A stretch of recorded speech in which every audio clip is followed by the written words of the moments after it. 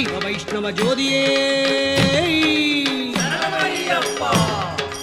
ஓம். அறிந்தும் அறியாமலும் தெரிந்தும் தெரியாமலும் செய்த சகல குற்றங்களையும் பொறுத்து காத்து ரட்சித்தருள வேண்டும். ஓம் ஸ்ரீ சத்தியமாய 18 படிமேல் வாழும் வில்லாளி வீரன் வீரமணிகண்டன் காசிராமேஸ்வரம் பாண்டி மலையாளம் அடக்கியாளும் ஓம் ஸ்ரீ ஹரிகரசுதன் ஆனந்த சித்தனையனையப்ப சுவாமியே